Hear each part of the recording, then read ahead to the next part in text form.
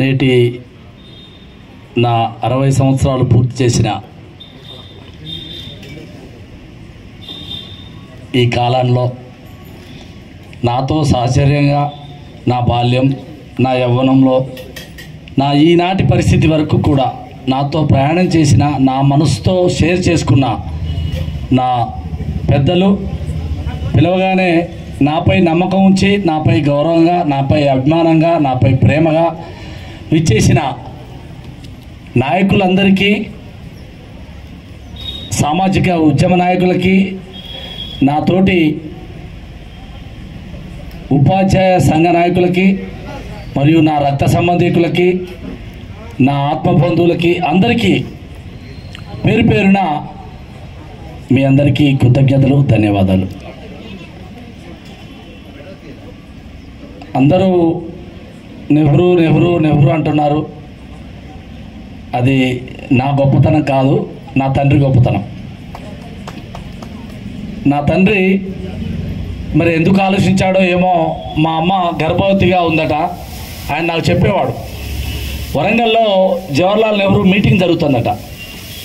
ఆయనను వేదిక మీద చూసి, ఎంత అందగాడు, ఈయన పేరు నా కొడుకు పెట్టుకుంటా అని చెప్పేసి వస్తే, కొరివి గ్రామంలో మా ఇంట్లో పోస్ట్ ఆఫీస్ ఉండేది.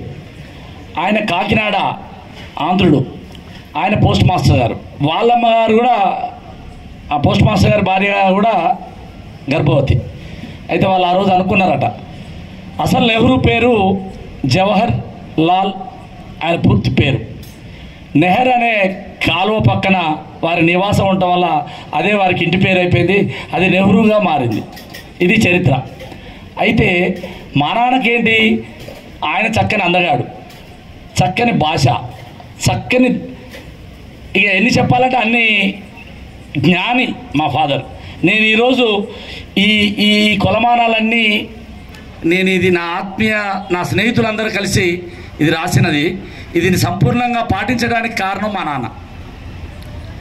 మా నాన్న నాకు 9వ ఏట మా అమ్మగారు చనిపోతే, ఆయన నవయవ్వనుడు, చాలా అందగాడని చెప్పాను, మేధావి, మాకు ఆర్థికంగా కూడా ఒకే ప్లేస్లో 12 ఎకరాల స్థలము, భూమి ఉంది, అన్నీ ఉన్న మా నాన్న మళ్ళీ పెళ్ళి అంటే ఎంతోమంది పోటీ పడ్డారు ఆయనకిద్దానికి. బాబు నాన్న వద్దన్నాడు.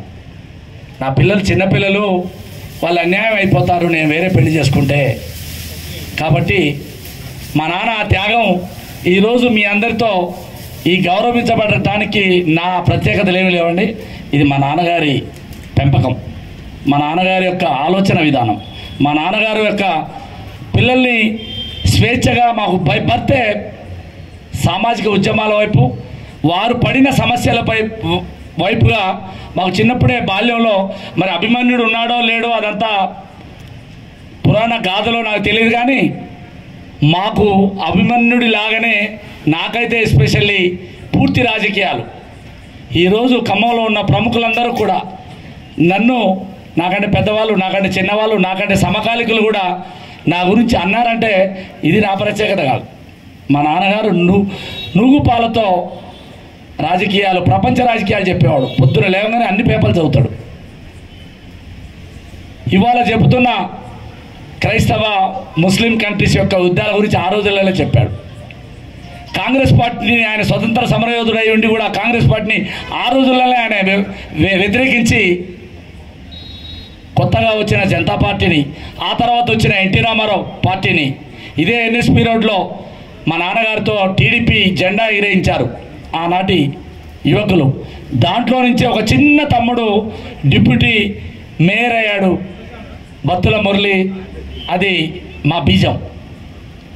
అలాంటి కుటుంబం నుంచి వచ్చిన నేను, ఆనాడే మా నాన్న చెప్పాడు, వద్దురా కాంగ్రెస్ పార్టీ, అది దొరల పార్టీ, మేమంతా దొరల కాడ సమాజాన్ని చూసాం, ఇవి మనకు వద్దు బిడ్డ అంటే కూడా నేను సుధాకర్ రెడ్డి, జలగం ప్రసాద్ అని నా జీవితాలంతా కూడా అటే అయింది.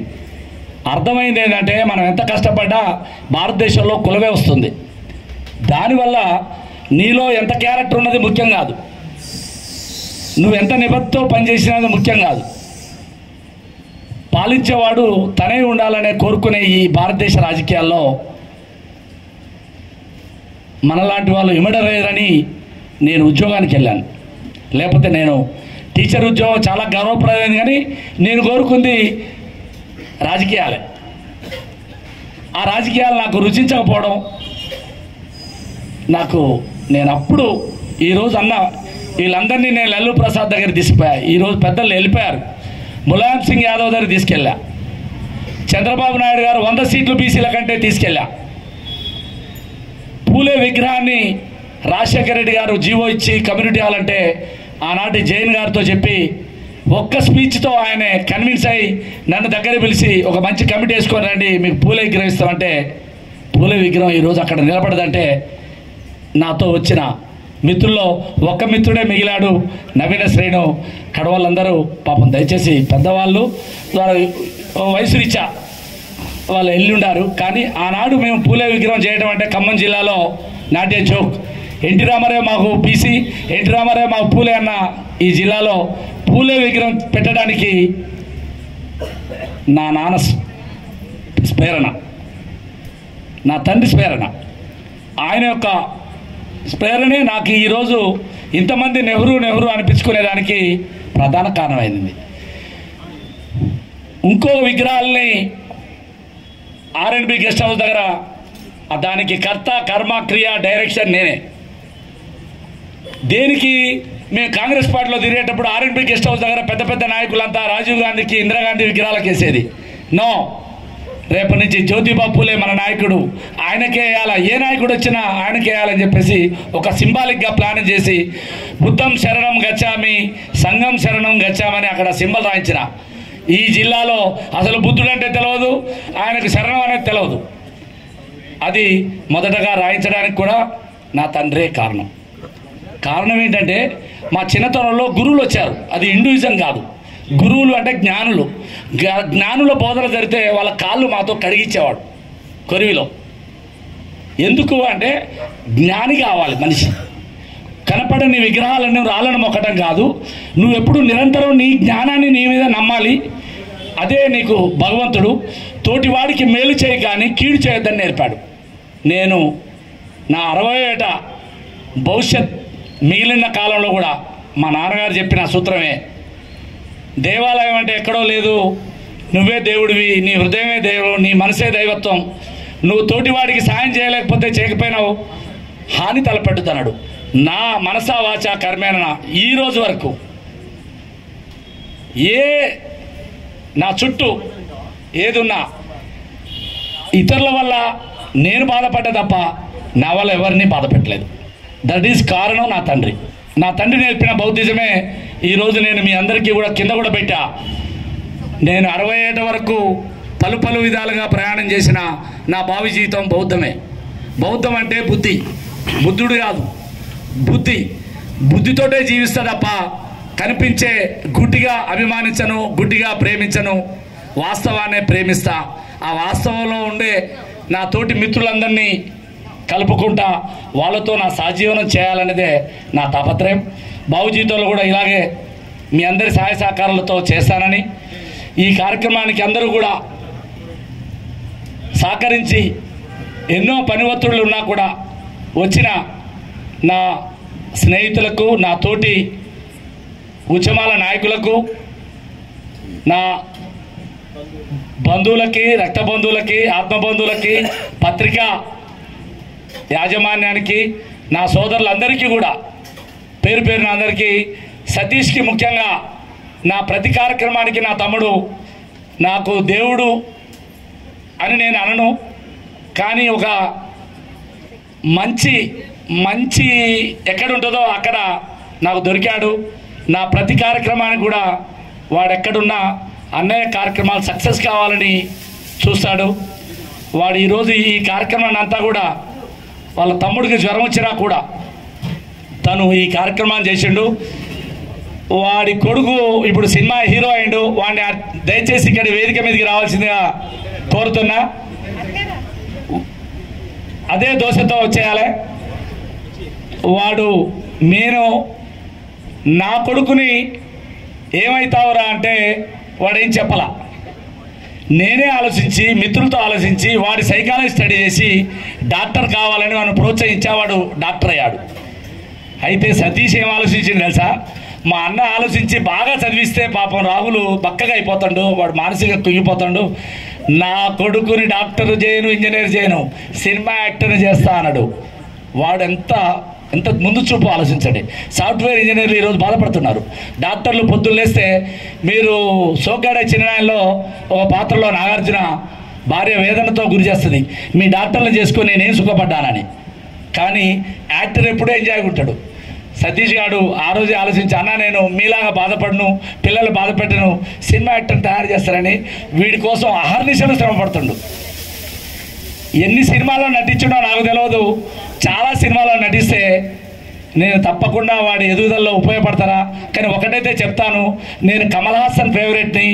కమల్ హాసన్ లాగా 5వ తరగతి వరకు కూడా చదువుకొని కమల్ హాసన్ ప్రపంచ ప్రజలు ఇష్టపడే గొప్ప భారతీయ నటుడు. నీ కొడుకు అలా కావాలంటే చదువు అవసరం లేదు, జ్ఞానం ఉంటే చాలు. లాంగ్వేజ్ ఒకటి నేర్పించు, ఇంగ్లీష్, హిందీ, భారతీయ లాంగ్వేజ్లు. వాడిని నటుడిని చేయించు.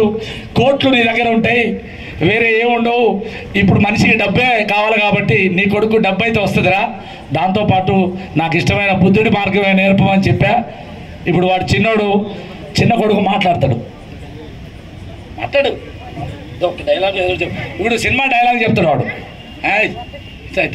చెప్పాలి డాడీ సతీష్ ఎక్కడున్నా వాడికి ధైర్యం చెప్పి వాడితో మాట్లాడి ఒక్క డైలాగ్ చెప్పు ప్లీజ్. ఇంతమంది వచ్చారు మీ అభిమానులు, ఏ సినిమాలు నటించారు? సలారు, ఓరి దేవుడ, రైటర్ పద్మభూషణ్, పుష్ప2, మాస్ట్రో. మొన్న ఏదో డైలాగ్ ఎన్టీఆర్దా మీ డాడీ చెప్పిండు, ఆపకుండా చెప్పినమాట చెప్పు. Okay bye bye, all the best. Rahul నా మిత్రుడు మంచి సమయానికి వచ్చిండు,